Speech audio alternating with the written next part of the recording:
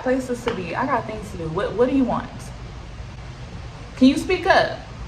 A little louder. A little loud. What? You want me to teach you something today? Take y'all notebooks out. Get ready. I'll be right back. All right. You gonna learn today? No, bro. I gotta be here for this stupid teaching. What's up? And I'm gonna drink me some water. Hey, y'all. Are you happy? I'm here. I'm here. Ready to begin this teaching. Okay. So today, guys, how are y'all doing? Me and my homegirls was trying to go to Bella Noche's, because if you can't go to Bella Noche's, then where can you go?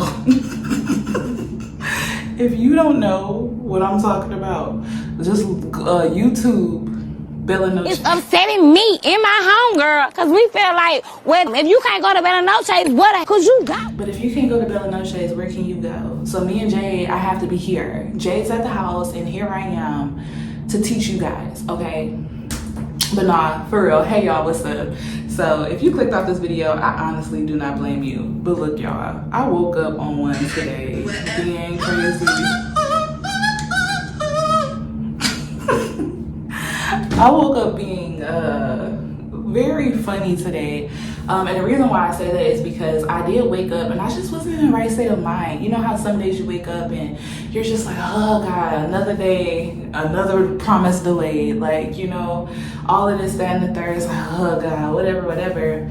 But how many of you guys know that you possess you possess everything inside of you to get yourself out of these funky situations emotionally and spiritually, which is going to be something we're talking about today, ironically. So for me, I had to start making myself laugh and start being so lighthearted, because I can get so like serious, and I'm like, no, that is not me. I am too playful for that. And I believe sometimes Satan, he comes in, and our flesh even comes in, and it works against us, right? So I'm not gonna lie to y'all, I'm really happy right now, and it's not because something great has happened besides God breathing breath into my body, which is a great thing, and I'm grateful for it.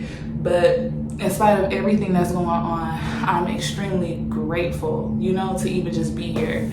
So I pray that the beginning of this video was funny to y'all, because like I said, I just wanted to bring some joy to somebody else's day too.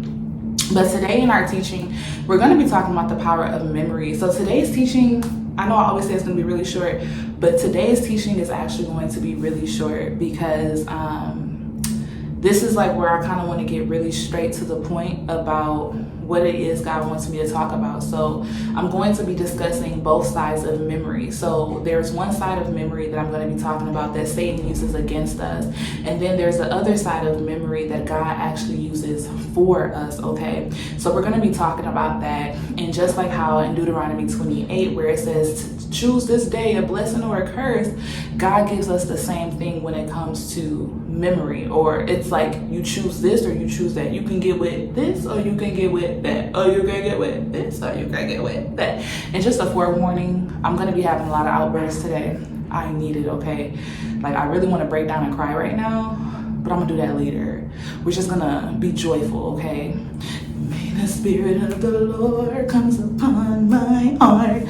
So the first thing I wanted to talk about is the 3 Ds: distraction, discouragement, and doubt. So there's this book, Being Mary in a Martha World, that talks about this. And there's also a book by Keenan Bridges. I don't know what the book is titled, honestly. It's one of his first books, and he talks about like the tactics that the enemy uses to kind of get us off our game, right? And in this Being Mary in a Martha World book, she speaks about distraction, discouragement, and doubt. And pretty much what she's saying is that these are the steps that the enemy uses, okay? And I also made a devotional about this too, but distraction. So how does the enemy use this distraction? So the first step is when it comes to, side note, God wanted me to add this part into the teaching, all right? So distraction, right? It takes your eyes off God. For example, in the devotional I gave this, you're believing very strongly in the promises of God. Everything is great. You're like, okay, God, I know you said you're gonna pay my bills, blah, blah, blah. All of a sudden you get a bill notification like, hey, this bill is due. We about to turn your lights off. We about to turn this off, like whatever. And at that point, that thing can become a distraction or it can become a source of praise, right? So at every step that I'm mentioning here, you literally have a choice. But because of how our minds are naturally wired, and if we aren't really renewing our minds daily, we might go down the route where we allow that thing to distract us. So what does that look like? So once you're distracted, that means you take your eyes off of the promise of God saying he's gonna pay your bills to the fact that you got this bill due and you don't know how you're gonna pay it. Now what happens is you start to become discouraged. Now discouraged is where you just become like disheartened. You no longer have the joy that you used to have about, oh, God gonna pay my bills. I know it. It's like, da-da-da, but as soon as the bill comes, but I don't know. So discouragement comes with amnesia, okay? And that's what we're gonna be talking about today, a loss of memory. Because at the stage of discouragement, which is where many of us really slip up, we've already been distracted. Okay, boom. Now God's like, all right, now that the enemy is discouraging you, are you going to have God amnesia? Well, not God amnesia. Are you going to remember me, or are you going to have or fall into the bait of Satan and gain amnesia? So what do I mean by that? So once you see the bill, you're distracted by the bill, right? All of a sudden, you begin to have amnesia if you go Satan's route. Because instead of you choosing to go God's route and remembering him, remembering the promise he gave you, you instead go down this route like, dang, don't nothing ever happen. I'm always here. I'm always trying to figure out how I'm going to pay this. Da-da-da-da-da. Now that you've opened the door to discouragement, guess what comes scurrying through? Doubt. Because now God's like, okay, you already started to feel less than because you chose not to remember what it is that I told you I was going to do for you. Now you let doubt in. And this is where it's the hardest to come out of, because once you start doubting, you skip past amnesia and you're literally in like, I was about to say something else. Dementia, is that the other phase of it? Like when you really don't even remember anything. So you done slipped all the way past. You forgot God said what he was going to do. You forgot that God even gave you a time, a date, whatever. All of a sudden, it's just like, yeah, God ain't going to do this and blah, blah, blah, blah, blah. And all of this was put in place by Satan to get you to lose power over your memory, but to also forget really what God is doing in your life, okay, and what God said he's going to do. Now, that's the negative side of choosing amnesia and choosing to forget what God says. But this song is in my head. If only someone could unbreak my heart, come relieve my pain. Somehow I could wish upon a star and make all of the memories fade away. But my mind just keeps on going back, and I can't help but think about that God is gonna make me miss out on you. And I can't help to remember about that sad day in September, that day you took my heart with you when you left. Oh, see, eventually I will get through this. But it's hard, my heart's in the way. I apologize for the way that I treat you, but I gotta leave you in case somehow I came across the case of amnesia, hey, amnesia. Yo, I just had to have a song break. But what I really want you guys to focus on is like, so it starts with you beginning to get distracted like me.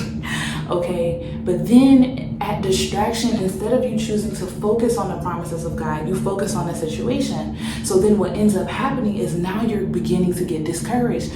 Discouragement comes with amnesia. Once you're at a state of being discouraged where you just feel, once your feelings are like, oh, you're disheartened, you're feeling dismayed. That's why God says, be not discouraged or dismayed, for I am with you. Because God knows that as soon as our emotions start to show like,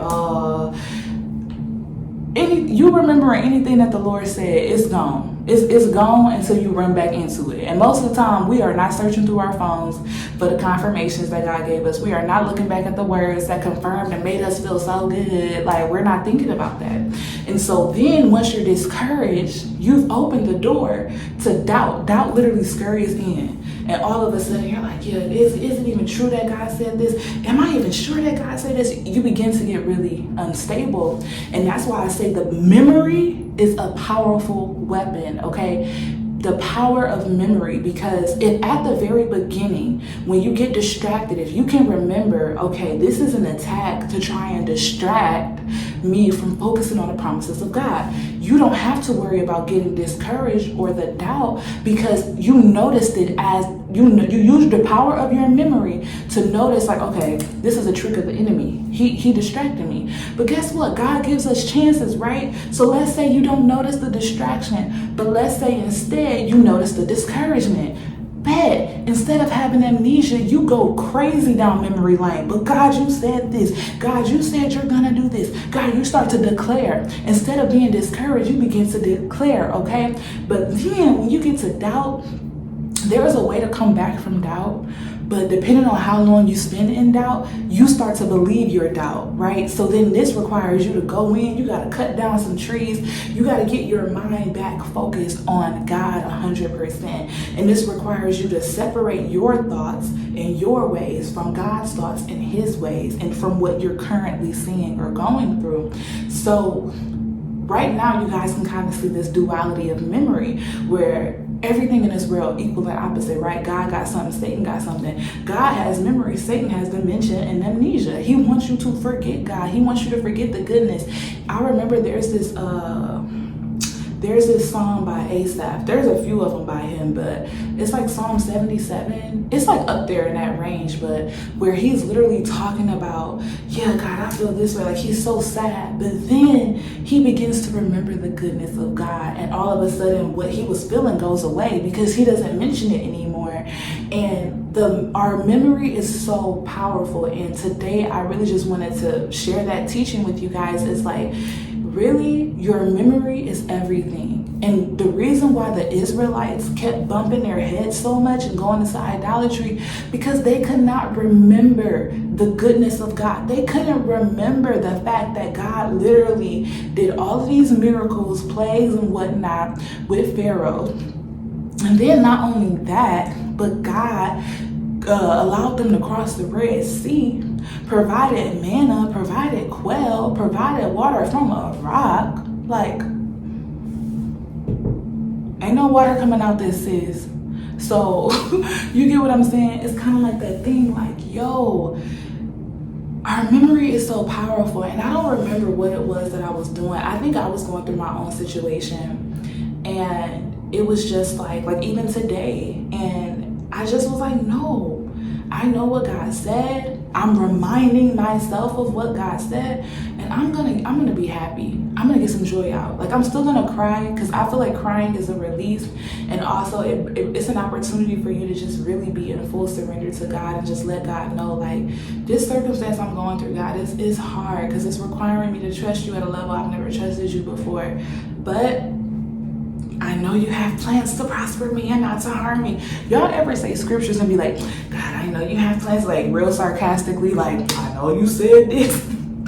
I bet God be in heaven like, noted, charged to the game, like on judgment day. You're gonna be sitting there like, but God, I was really, I know your heart.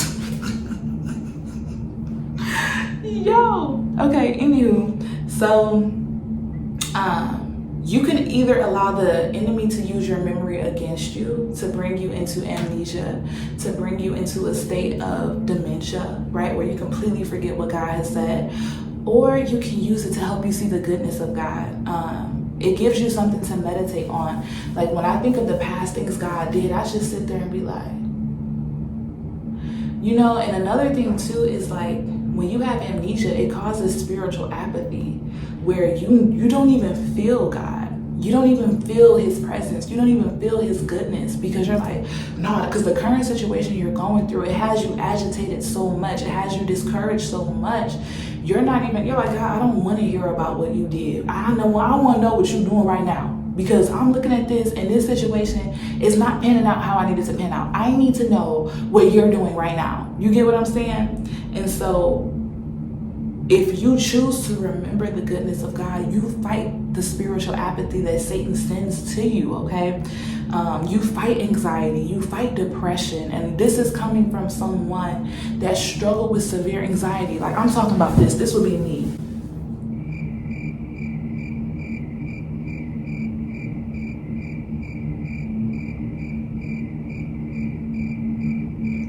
The whole time I'm sitting there looking like that, I can't, my thoughts are running so much and I'm just thinking of every scenario.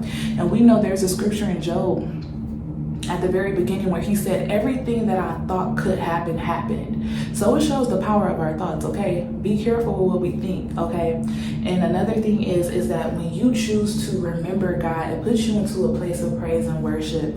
So what I wanted today's teaching really, like I said, it's gonna be short, to accomplish is that, you know, our memory is very powerful. Just like how Satan can use it against us, we can use it for us. Instead of forgetting God, we can choose to remember him. So today, I just want you guys to take the time to sit down and remember the goodness of God. I know I'm gonna do that because of where I'm at. I really need to do that. And it's a daily thing, okay? Every day you gotta do that to yourself. And I know some days I just wish, like, God, can I just remember things? But then it'd be like, you know what, God, I know we go through this journey for a reason. So I just pray that today's teaching encouraged you, and share any insights or whatever in your own personal journey that God has taught you below. But the teaching is over. Me and Jade about to go to Bella Noche's, because if you can't go to Bella Noche's, then where can you go? All right. You're gonna learn today.